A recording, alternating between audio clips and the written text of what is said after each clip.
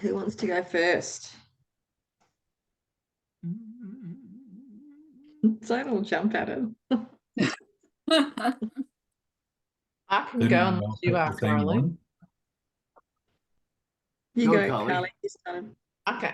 Well, I wasn't here last week, and I listened to the thing and I decided on accept them or accept and let the wholeness be yours, basically, was from that one. But the week before was around speaking. I choose to not accept the truth of anything but the Holy Spirit's voice. And so I love that one. So I'm sort of combining them because the Holy Spirit's voice has been guiding me the whole time, even if I'm not aware of it. But a lot of times I have been, like even with Ian's diagnosis, he just got his PET scan results back 3 months post the other PET scan to say he has no lymphoma left, and he's got no lymphoma left still. So he's going awesome. So Brilliant. That's great. yeah, so accept, what did I say? Accept and let the wholeness be yours. So yeah, that's where I'm heading, because I've noticed that with everything I've been doing with TMRT with Coralie and me each week as well, like I'm heading towards that and helping others be that, become that as well. And I'm really good at helping people see a different perception in their perception. And so that's sort of my fun thing to do. And I'm realizing from the passage last week that actually that's the only thing I'm really here to do. So people can come back into wholeness. So I'm loving this passage that we're up to from last week and this week. Cool. Thanks, Carly. So I'll go. Yep. Mine was you need do so little because your little part is so powerful that it will bring the whole to you. Accept your little part and let the whole be yours. And that tied right into the one I've been working on, which is do not allow yourself to suffer from imagining results of what is not true. And how I interpreted that one, do so little, is because it is about surrendering and feeling like I've been visualizing like being in a river going towards the ocean, which is God, and knowing that I don't have to struggle. I just have to float down the river. And when I thought of that, and on all my sessions I've been doing this week, it's been like, you know, is struggle really necessary and is struggle even real? And what can we do if we didn't have the struggle? And what would life be like if we didn't fear? And I found myself several times because I did something, I invested some money that I never normally ever in a trillion years would ever do. And the potential is huge. So I'll wait and see, and not disastrous if it all goes away. But I think it's going to be really good. But then I sat back and I looked at my account and I was like, holy shit, what did I do? And then I was like, oh, that's what I did. And I just went, I'm part of the whole. I'm going to accept my little part in the creation of it all, and the whole will be mine, or it won't. And if it's not, then I'll just float down the river and surrender to the next thing that shows up that I am supposed to do. And I think it's really important that we take action, we take risks, we do all those things to make our life better and be very unattached to whatever the outcome's going to be. It's different if I do a risk and I can't be detached from it. It's magic if you can take a risk and be detached from the results. And therefore, you have then more freedom um, to, I think, be more than what I think I could have been. And that's sort of the goal, is to trust life, trust your gut, go down the river. Doesn't work out, it's perfect. If it works out, it's perfect. and be detached from it either way. And so that's what I've been practicing this week by doing scary things I normally never would do. Don't worry, I'm not going to make a habit of this. Makes life fun though, doesn't it? It's like, oh, another scary thing. It's like, no, I've done one scary thing all year. That's enough. So we will sit back and wait with bated breath. Yes, Joe, you definitely did the river with your hair. Kali just said to everyone, Just my hair. Joe did the river with his hair. I essentially did it with light. Yes, you did. Hi, Jane. So who's next? Well, mine is the same. Mine was the same as yours, Gary. You need to do so little because your little part is so powerful that it brings the whole to you. And for me, it just made me appreciate that everything I'm doing is important. And therefore, I'm only doing important things. And I became more patient because often it's like, this is what I have to finish. This is my task, but there's all this other rubbish in the meantime that I've got to do to get to that. And it's not rubbish anymore. It's all important. So it's just patience. It's just develop patience now. So every little bit is important. Yeah. And the outcome, whether you reach it or not, is not that important. It's the task that it's showing up to do, and then be detached from the outcome of it. Yeah. I do the very best we can, and then, if it doesn't fly, it doesn't fly. Certainly not the end of anything.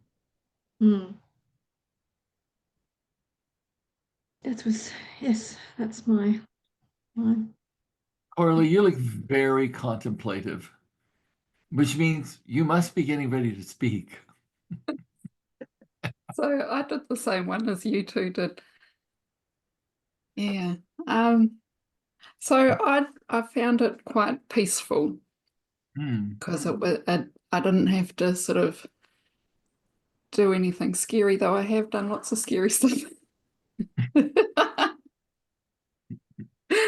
But yeah, Carly and I are doing this 17-day challenge thing, and in it there was a someone posted a thing, come along to my, I'm not sure if it was a people party, but anyway, it was this group, and there were 6 of us came along, and the others all knew each other, and we were spontaneously writing poetry. This was right before this call, and I'm just like, oh, okay, here we are, and I have to read mine out first, and it was just really awesome. Oh. Good for you. Brilliant. Yeah, well done. That's amazing. It was amazing. Yeah. Maybe you have a hidden talent for being a poet. I don't think so. I think it was well guided or something. I always say silent rivers run deep.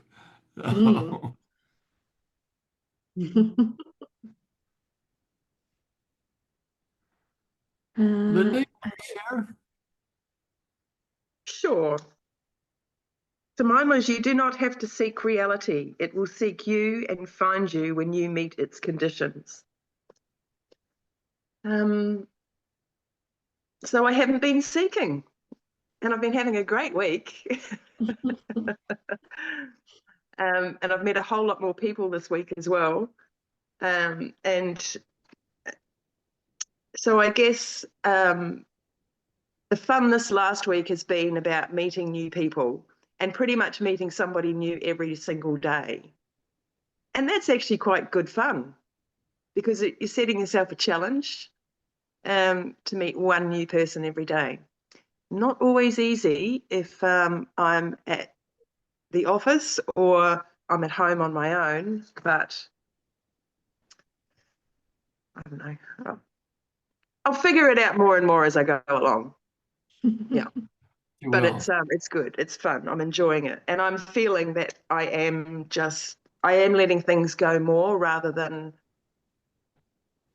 thinking about things too much. And things don't matter. If the vacuuming doesn't get done, it doesn't matter. It's only vacuuming.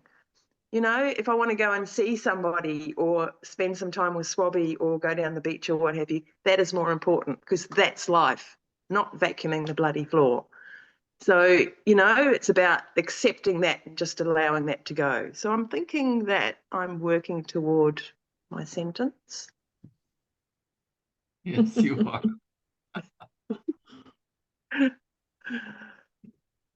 Joe, you want to share?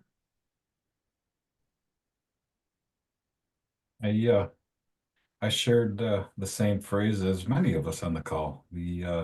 You need do so little because your little part is so powerful that it will bring the whole to you. Accept then your little part and let the whole be yours.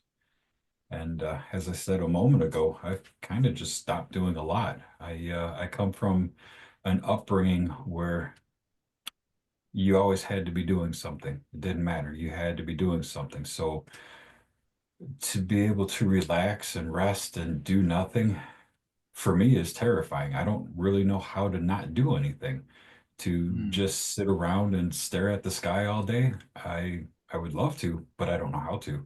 And so I've kind of stepped away from quite a few things to really find my little part, or not really find it, but let it come to me. I do so much for so many, and that's not always reciprocated, which isn't part of the topic, but it's just part of what I'm feeling into with this sentence is I do so much for so many. What am I actually doing for myself? So I've essentially stepped back from doing a lot of things with business, with personal life, with career goals and all that, and just doing best to enjoy. Cool. And how are you finding it? Very confusing. I don't know what the hell I'm doing with myself. Yeah. So But it's that different. is, It's not at the nothing. yeah, it is so much about what I do, well, what Catherine teaches with the horses in the field. I mean, people think they're doing nothing, but every moment is important. Okay, I'm eating. Okay, I'm digesting. Okay, I'm looking out for the horses that are resting, or I'm resting. And resting is an actual thing to do, and it's important. And yesterday I went out to see the horses, my little herd. And then my Rose is in this herd, so I call it my herd. And her mum is in this herd as well. So her mum, Lorna, who's a wild rescue, so she doesn't get ridden and she's, you know, she has her boundaries.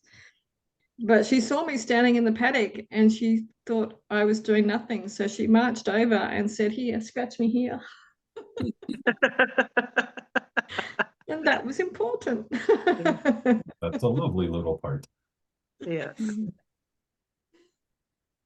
Yeah, That's everyone great. in the herd has a task, even if it's just watching out for everyone else or resting, taking their turn to rest. Mm. Jane, how about you? Yeah, bringing the whole to you. Acceptance. To be a human doing instead of a human being. I think I'm kind of in a interesting part in my life where I've kind of gone out on a limb and, you know, and being my own person and made decisions that you know, my friends that have known me for many years, just total acceptance. It's really it's beautiful. Um, but um, but my kids, my grown sons, are struggling with some of my decisions, and so I'm finding creative ways to interact from a little bit more of a distance. Um, you know, sending notes and and just I'm kind of getting to that I'm enough. I'm enough just how I am. And I don't have to explain and be verified, through others. And yeah, so I just find family members are harder than the family that I chose, my friends, over many years, very accepting, very understanding. It's like, yikes, what is that? But it is what it is. And so, yes, so I'm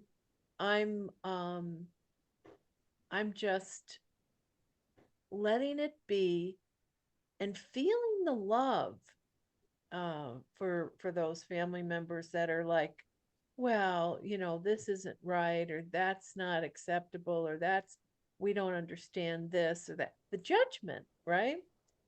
And I don't feel it. I don't feel it for them. I don't feel it for myself.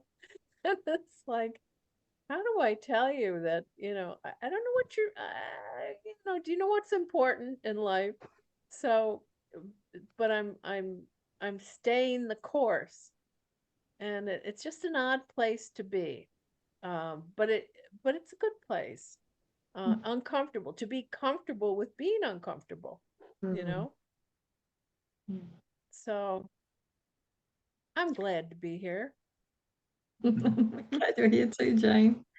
I get that with family dynamics. It's amazing how unconscious it can be, and how quickly it can change when someone's come out of it, or you try and change your role in the whole family dynamic, and it's when people don't want to accept it. Yeah. Yeah.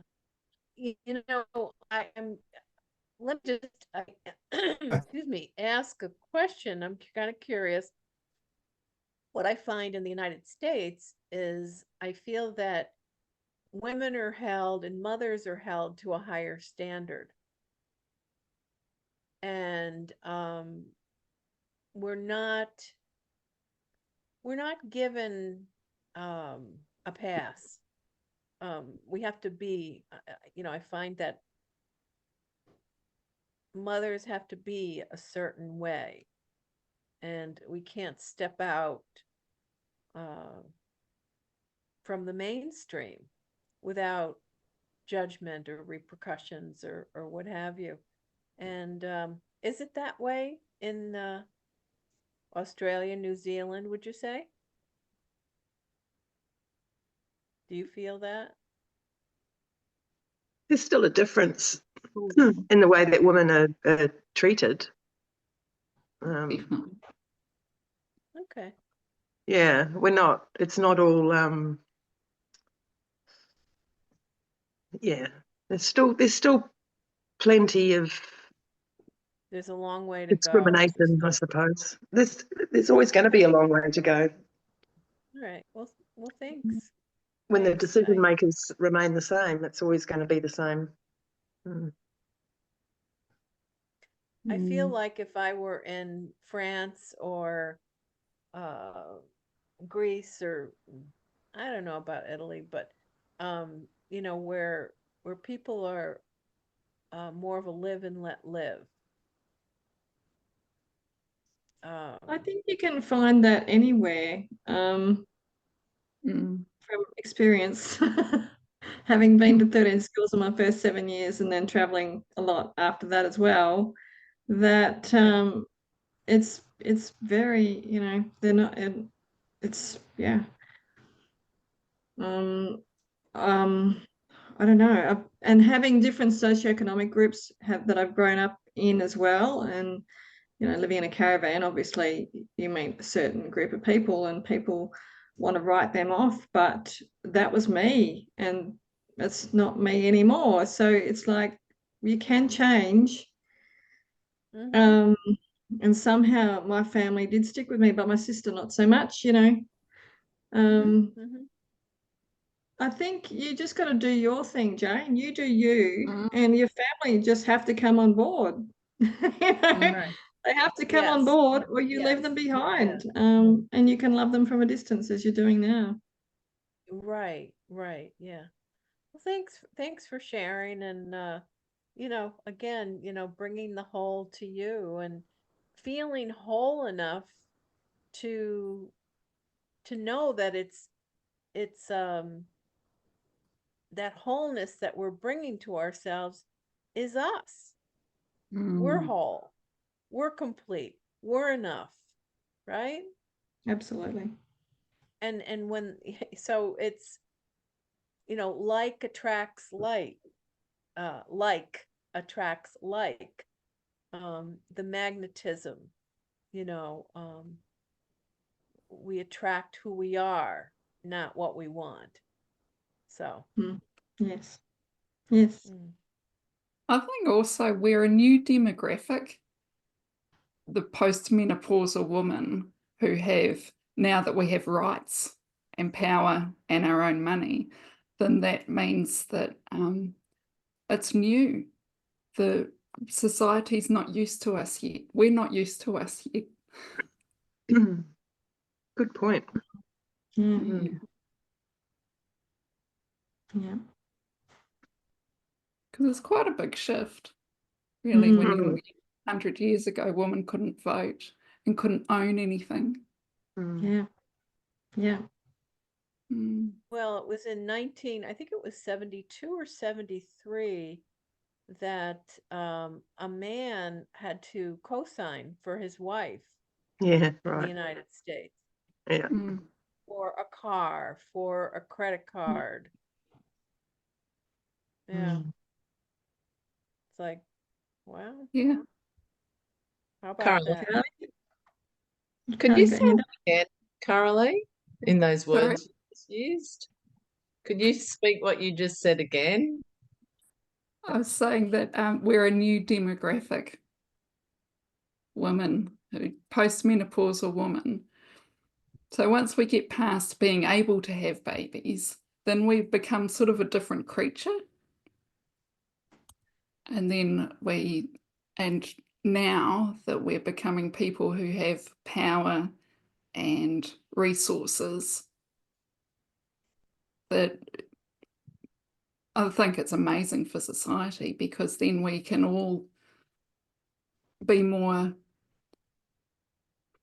even, more equal, all of us, not just this demographic, but everybody, because everything is fairer and there's more opportunity, and everyone gets to have their feminine, masculine in a better balance. Yeah, we get to own our own equality of both. Mm.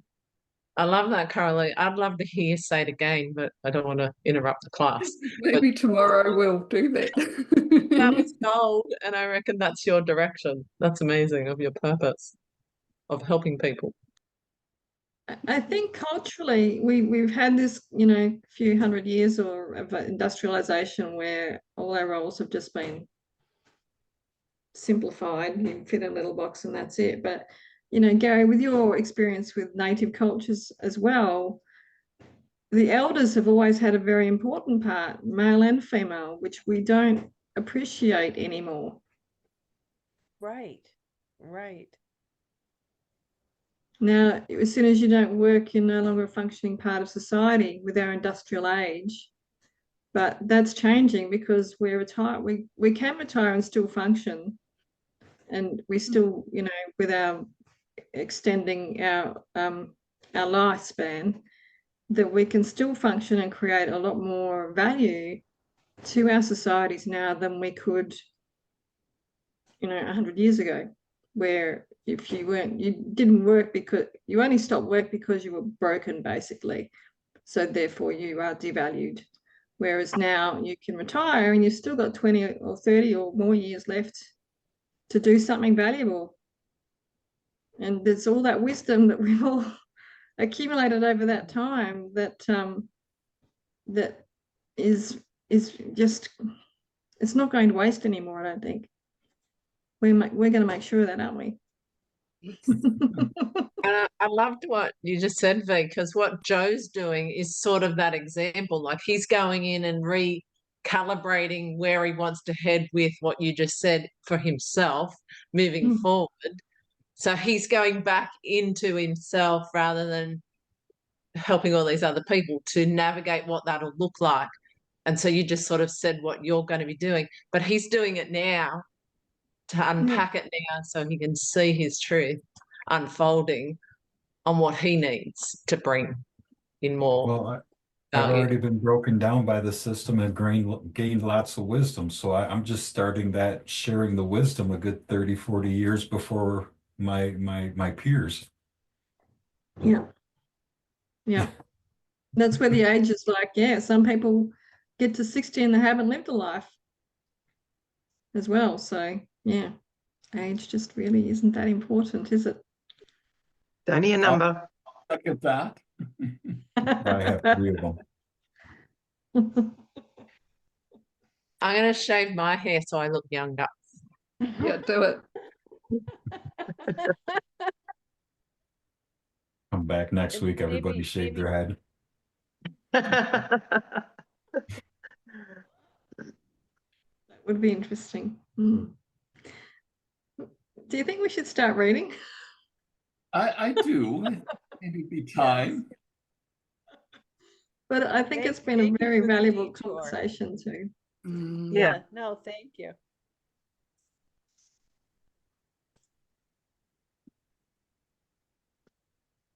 Right, we read number 4, but we said we'd come back to it, so we can start on that one. Gary, did you want to read number 4 at the top of the page? Yep. How you wake is a sign of how you have used sleep. To whom did you give it? Under which teacher did you place it? Whenever you wake dispiritedly, it was not given to the Holy Spirit.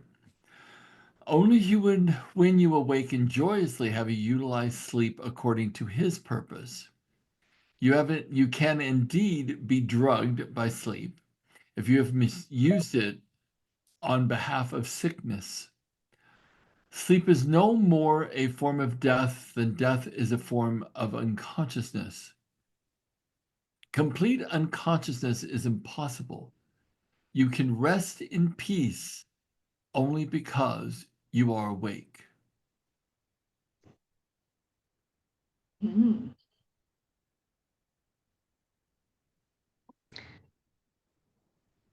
Just remembering this section's called Healing as Corrected Perception.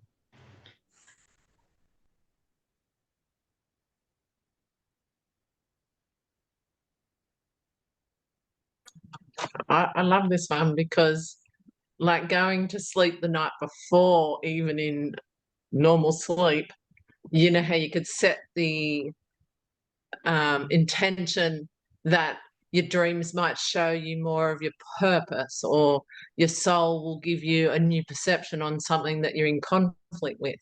So you're basically aligning with the Holy Spirit before you fall asleep, just asking or setting an intention, and then basically my dreams are flowing with the river before I fall off to sleep. Like I've pre-decided it in case I'm not in there already, because I mean there'll be people that are already in there and go off to sleep.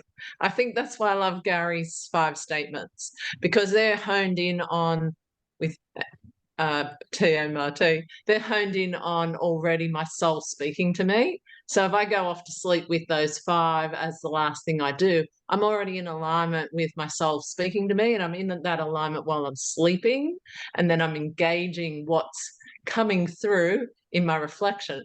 It'll come through in a dream like it did last night. I had this incredible dream that was just all beauty, green, lush, wood foundations of pure aligned wood path, and then this beautiful white house and a lady guiding me. So I took that as the divine feminine guiding me, and I did an analysis on it this morning just to go deeper. But it was like being in that high vibration of purity while walking in the foundations of the wood, and then the pure white house, and then the joy of that. And so, yes, what I'm saying is it happened while in my sleep from this paragraph. Nice. But I didn't set an intention, but what I was doing yesterday was unpacking towards my soul's intention. And so I was in the river, basically, from all day yesterday. I'm going to add something to that, Callie. In Neville's work, especially in the work of what is the name of his book? It's not coming Conversations to- with God. No, Is that- no, that's not Neville. It's gosh, I cannot remember. never It's Neville. on Power of the subconscious. No, that's not it well, either. it's not called that. It's Resurrection. That's what it's called. Nice. So in his book Resurrection, he says, and it's so true, I've taught this for absolute years, is that the emotional state you go to sleep in is literally what programs the infinite capacity of your creative self. So your subconscious mind takes whatever the last thing is that you dwell upon, and most importantly, emotionally feel. Your subconscious mind will take that and imprint it into yourself for 6 to 8 hours as you sleep. So you go to sleep with the intentionality of viewing the world through oneness, because in Neville's work, it's not about what you manifest. It's becoming one with the divine and knowing that nothing is impossible to the divine. So going to sleep in the state of expansion and oneness with all things, and then you become one with that which you desire and call it forward to you, and that imprints the subconscious mind. And he would say, we wake up thinking that we're a free agent or we have free will, but we are actually not free because we are bound by what we've programmed into our subconscious mind the night before. And so if we go to sleep in the idea of separation and the idea of an internal argument, or we go to sleep in fear, what we do is we program for more of that the following day. So, and I love this one line where it says, only when you awaken joyously have you utilized sleep according to his purpose. And then you can rest in peace only because you are awake. And I take that as you're awake to the fact that you are a creative force with God. And so as you consciously dwell upon what you bring into creation, that is being awake. That is saying, I am one with the divine, and this is where my creative capabilities are actually expressed, is I'm choosing this road. Personally, I don't ask for personal things like so much money a year or so much of that a year or this car or that house. It's more about a state that I want to create. And then that emotional state is where I think the true heaven is. So I love that number 4. Mm.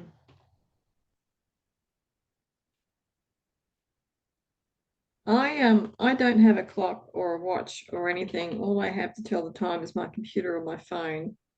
And I have been deciding that I don't need to know the time overnight, and all my electronics go off at night, so I don't know what time it is when I wake up. And I'm sleeping so well.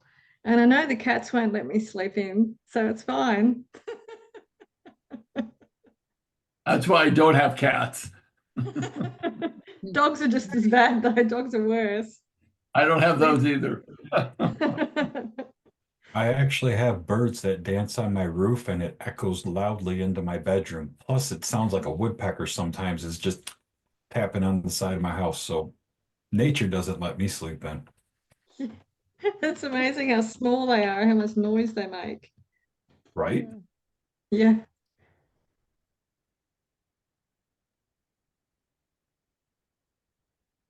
Yeah, some great ideas about going to sleep with your intention. So you can dwell on that all night. I love that. The next paragraph is really good. Who's going to read that? Joe, I vote for you.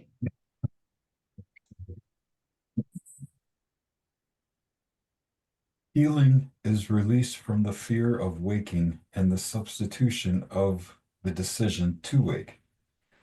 The decision to wake is the reflection of the will to love, since all healing involves replacing fear with love. The Holy Spirit cannot distinguish among degrees of error, for if he taught that one form of sickness is more serious than another, he would be teaching that one error can be more real than another. His function is to distinguish only between the false and the true, replacing the false with the true. That's a good line there. It is. So fear is false and love is true. Yep. Yeah. It said in the course somewhere that how we develop fear is by judging others. And when we judge others, we're using our body and our mind for an attack because we're seeing separation, we're not seeing unification. So that's an attack. And then when we are judging others, then we fear attack back because what we do, we expect other people to be doing that to us.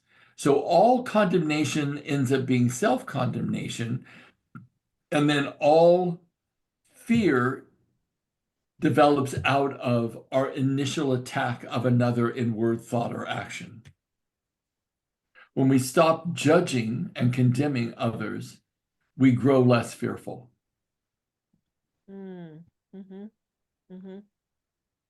This is why when they say, all condemnation is self-condemnation, we condemn ourselves to the cycle of fear when we condemn others.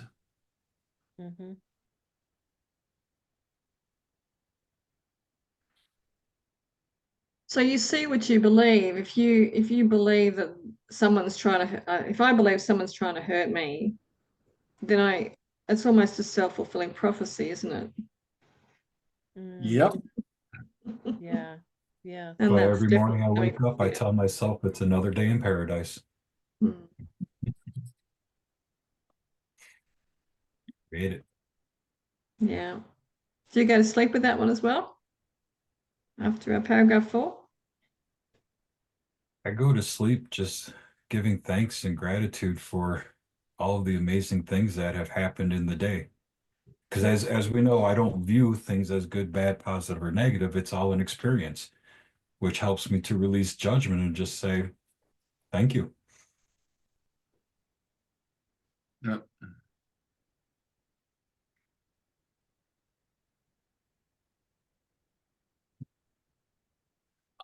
I really hope everyone here really understands how important this group is.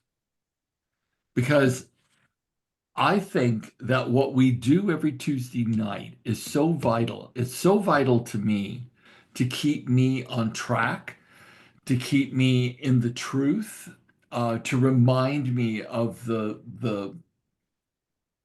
it's to remind me of what I require to do with my mind and the thoughts I need to think and the viewpoints and perspectives I require to hold to bring myself back to God. And so I am forever eternally grateful for what we've developed here and what we have created. Because I think it's a really important, if not one of the most important things that any of us can do for our spiritual evolution. Other than my meditation, this is the most important thing I do during the week. Mm-hmm. I agree. Yeah. It's almost like a meditation or a prayer because of the wavelength we all get on together. And Yes. we're doing it collectively, which makes it so much more powerful. And as you know, I didn't want to work on a Wednesday because I didn't want to miss the call. So I take Wednesdays off specifically Wow, for our that's hour nice. call. Mm. That's We would nice, have Linda. flown over to New South Wales and hunted you down until you got on the call, Linda. She's in South Australia now. But I'm in South Oh, Australia. okay, South Australia. We would have flown there.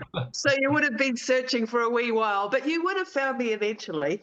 I would have definitely found you. It would have been a great adventure. Yeah, totally. Let's Love let's it. hear it for adventure. Yeah. Yeah. So cool. He's going to read number 6. I will. Good on you. The ego, which always wants to weaken the mind, tries to separate it from the body in an attempt to destroy it. Yet the ego actually believes that it is protecting it. This is because the ego believes that mind is dangerous and that to make mindless is to heal. But to make mindless is impossible, since it would mean to make nothing out of what God created. The ego despises weakness, even though it makes every effort to induce it. The ego wants only what it hates. To the ego, this is perfectly sensible. Believing in the power of attack, the ego wants attack. Crikey. Mm. And we wonder That's the truth. suicide rate is high. Mm. To me, that the ego wants attack, but it's like it believes it's the only way to protect itself. It hasn't. Oh, it's also vengeful. Mm. It's like if I'm hurt, I want to hurt back in some way. Well, it's the complete opposite of wholeness, isn't it? Or love. Mm. And it's so subtle and it's so what's the word? Common, that it doesn't feel wrong because it feels like something, well, I'll speak for myself, like I've always done. It's just like breathing. Oh, someone hurts me, I'll think bad things about them, instead of the divine opposite. Mm. How many of you noticed? Well, you may not have, you may be further down the path than me, but how many of you have ever done that where someone wrongs you and you can't get them out of your head? Like you keep thinking like, I should have said this, or I'm going to say this, or, and you just go on in these like endless loops of thoughts, which are just nonsense and foolish. Yeah. And But it also makes your body feel really heavy as well. Because that did happen. That did happen recently. And it was a mere question that I asked, and the attack was not positive, let's put it that way. So while I did exactly what you're talking about, Gary, the whole thinking about it and, I should have said this, or maybe I should get back in touch and say this and what have you. But my body also felt really heavy. Like I felt well, I'd taken on the whole world's problems just in that one little episode. So physically, I felt quite heavy as well, not just my mind.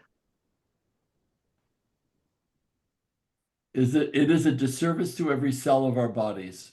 It is. To live in that heightened state of that lower vibratory resonance, and our cells resonate there in our emotional states.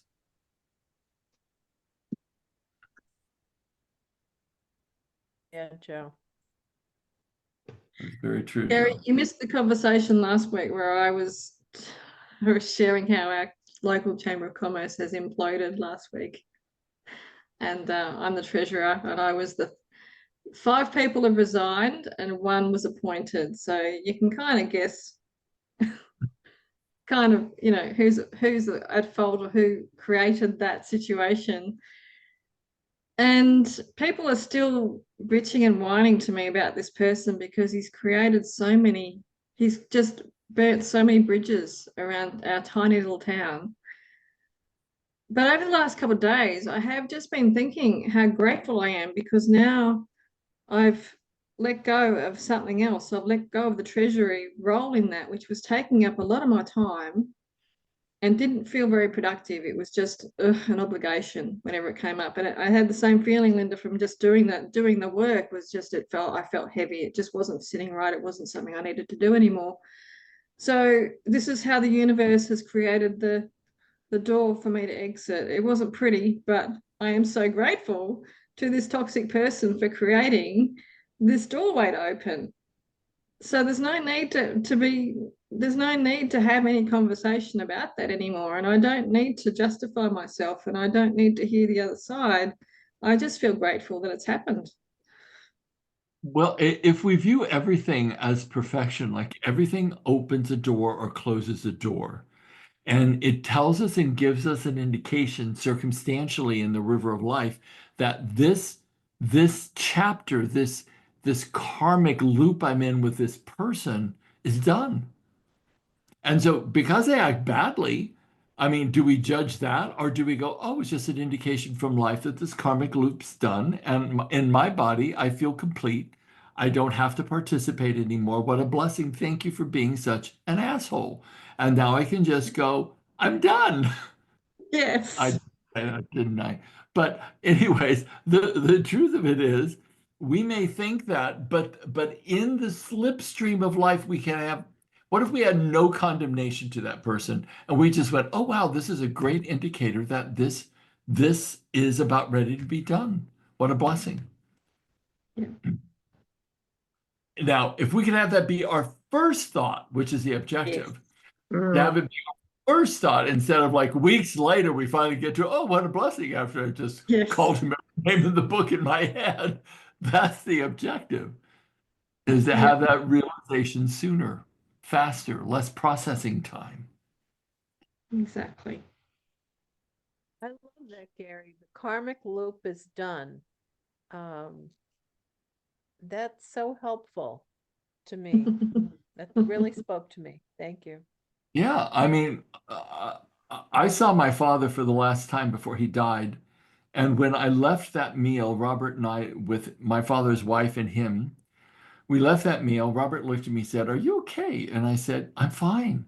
He said, do you realize we spent 4 hours with them and not one of them ever asked you a question about you? Like, they don't even know what you do. Do you understand that? I'm like, yeah, I fully understand that. And I said, and the truth of it is, my karma is done with my father. I can feel it. I love him. Not mad, not hurt, not nothing. I just knew the karma was complete. And I felt totally neutral. And I told Robert, I said, I will not see him again. Like this will be the last time I see him, not because I'm angry or I'm hurt or anything like that. I just knew that the karma was so complete that our paths physically would never cross again. And sure enough, I was in Australia training and he passed away. And I got a phone call that night that he was really critical and dying. And then in the morning, his presence was all over me, and I felt his presence, and he came to say goodbye. People in the class in Perth were saying, Gary, there's this little old man over in the corner. And I said, yeah, that's my dad. He died last night. And that Wow. he showed up. So the bottom line for all of us is like when the karma's done, it's like you just feel so peaceful and complete. And when we stop attacking, we get to the karma being completed faster. Mm. I love that, Gary, because that's where I I'm love at this week.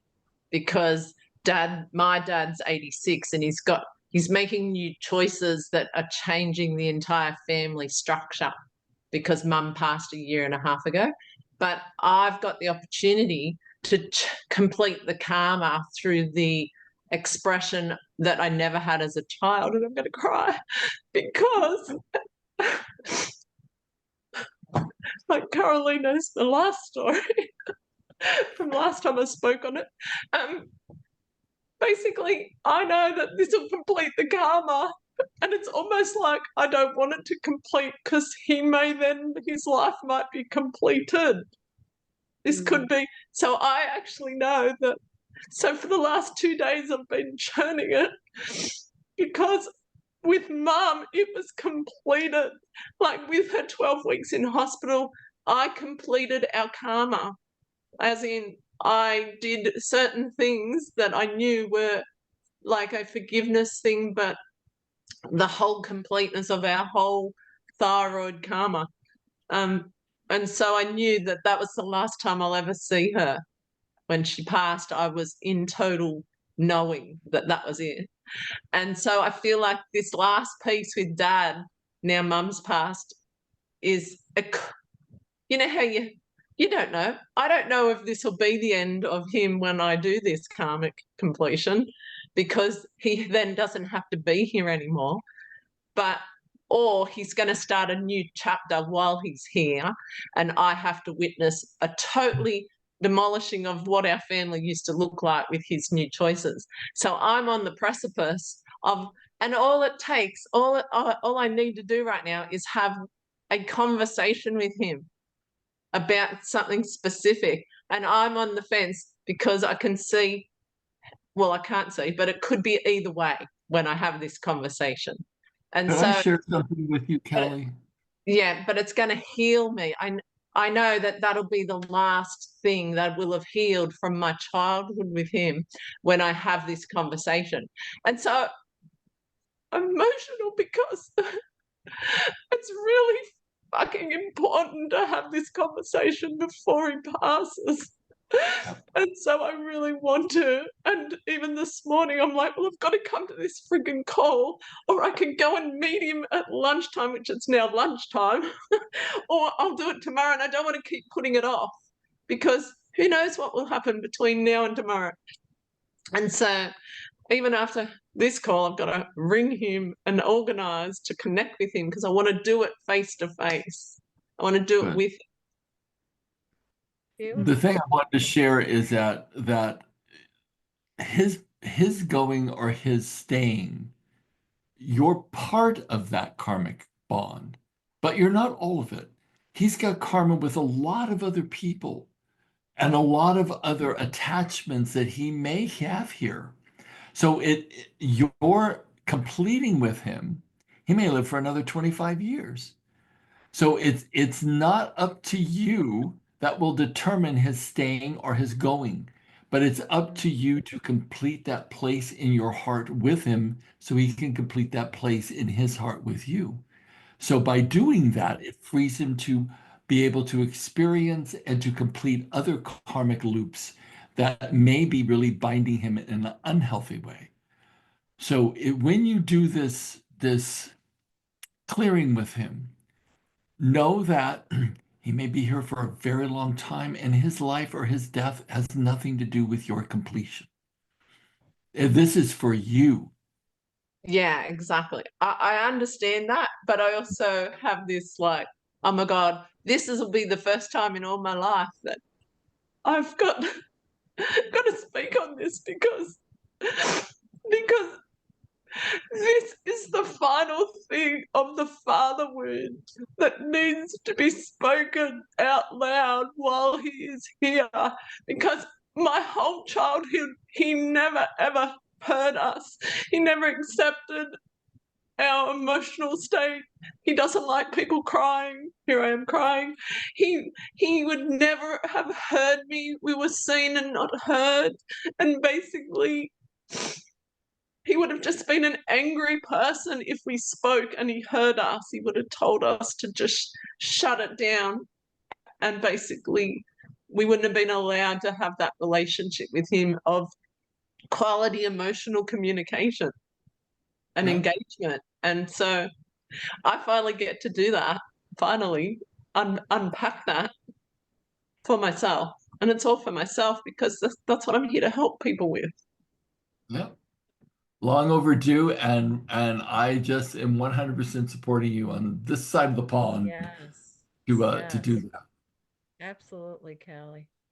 Mm. And just imagine your father as a 5-year-old who, just how unseen was he? You know, He was so unseen by his mother as the eldest child that his sister got to go to school because that's all they could afford, and not him, his younger sister. Oh, And wow. so he did so much for his parents, even saved them to living in a house, or they, because she was a gambler, grandma. Basically, he saved them, but he never was even acknowledged, even in the will. Only everyone else was. So he was treated so unworthy from the feminine. Yeah. Oh yeah. Oh yeah. Wow. Thank you for sharing that really intimate thing, Callie. That was Yeah, beautiful. thank you, Callie. Appreciate it. V, shall we go to our statements?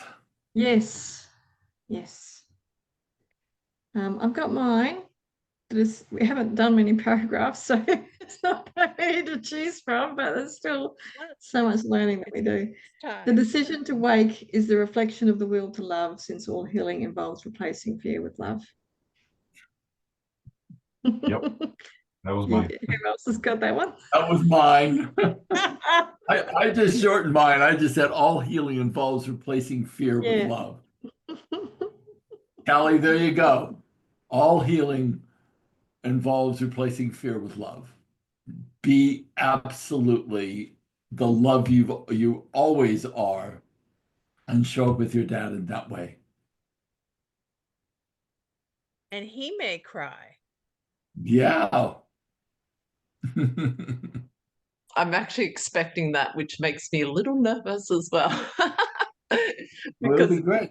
Yeah, it'll be It'll be- awesome. What an honor. What an Exactly. honor. Yeah, thank you. Definitely. So, Jane, do you have a phrase? Oh yeah, karmic loop is done. I know that's part of the Garyism. That's not a part of the Course in Miracles, but it so speaks to me, and I'm looking forward to it's gonna be like a mantra for me. So thank you for Good. that. Good. Cool. Joey? Copying the decision to wake is the reflection of the will to love, since all healing involves replacing fear with love. Beautiful. Corley? Carly?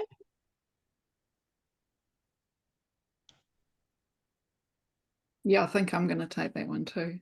The good one. Linda, where'd you go?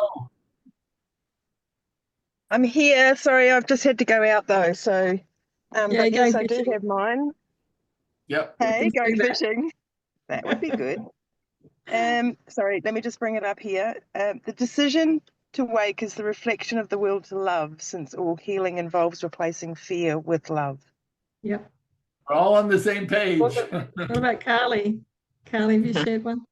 I'm going to all healing is replacing fear with love, and the whole is yours already.